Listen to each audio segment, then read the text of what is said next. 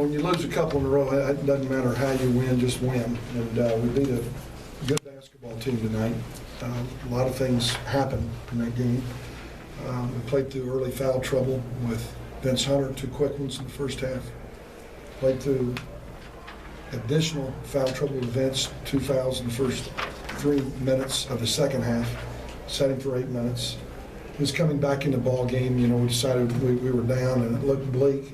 About 11 minutes to go. We tried to get him in, no fouls, the 11-minute mark, and eventually checked him in at 9:15, I think, and he got us going. He's a great talent, and he did a lot of things for us, finished a lot of plays, some dysfunctional plays as he makes, a steal, open floor plays.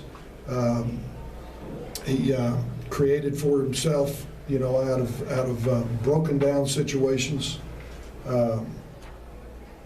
Our guard play was suspect with Irvin and Omega not playing to their standard, but Irvin snapped out of it with about 8 minutes to go, and had a stretch there. We made a 3 and a couple plays at the rim that really helped us.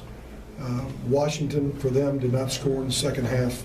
I thought Julian Washburn for us, you got a mic here, but Julian Washburn for us stepped up and made a couple big baskets when we were down 5, down 7.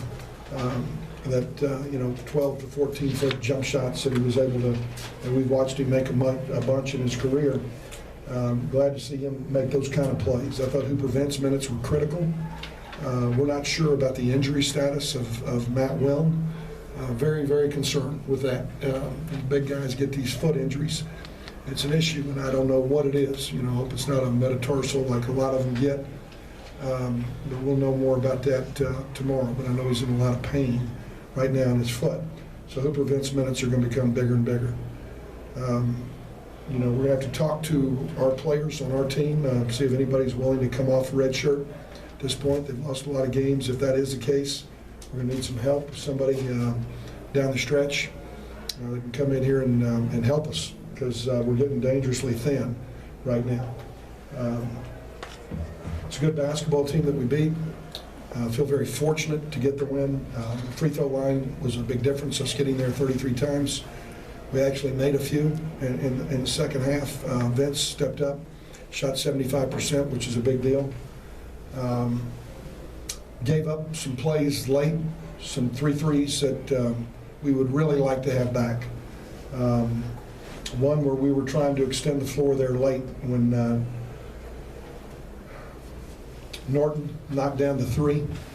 We were trying to keep the ball in front of us and going to go use our 3 fouls because there were 11.5 seconds to go. That was the only thing we said in the timeout. They threw the ball over us and knocked down a big shot. So we survived it, and we'll play a good Middle Tennessee State team in here on Saturday. So it's kind of the plan on the last minute, kind of foul, the way that they were hot, just kind of get a foul there. Is that what you're looking for? Yes, we were trying to use those 3 fouls, and they were able to get the ball over our head, which we were trying to keep it in front of them, in front of us, down the floor, and just let them knock some time off till they got at the half-court line, reach out and foul. They threw it over us, which is really unforgivable, and had that last shot gone down, it would have been even worse. How does this win get the team ready for this weekend's game? Well, I don't know. We'll come out, we'll see where we are injury-wise. I know that we've got to feel better about a win than certainly we would with a loss. But we're playing a good basketball team, and just because you get a win doesn't mean that it's going to be easy to get the next one. Conference play is always very difficult. How encouraging to see your seniors talk about Julian with those big shots and that said with 10 big rebounds. How big is that for your seniors to step up? Well, yeah, and CJ, we decided to start CJ tonight, and I thought he responded, and I thought he played better. I thought he played a lot better. He made a few shots and had some leadership out there for us down the stretch. All 3 of them played well. Not starting minutes, was that because of his knee? Yeah, we're just trying to manage his minutes in different ways, any way we can. We know that he's got X number of minutes, and very aggressive player. He tends to always be around that 4 or 5 foul situation, and we sure needed him tonight to play at the level he played at. Anything else, guys? I think you had him like a 6-minute scoring drought. You held them on defense. What'd you see there? Which In the drought second was half. at the start? In the Because I second remember half. a long drought to start the game. Well, no, I'm talking about UAB. You guys held UAB without a bucket for about 6 minutes. What did you see during You that? know, we just mixed defenses a little bit. You know, we got a little mileage out of 3 different defenses, and they were really in a rhythm and a routine. Really bothered us. They run great actions, run great stuff, and this is the most aggressive Jared Haas team that we played against. They really, I think, are outstanding defensively.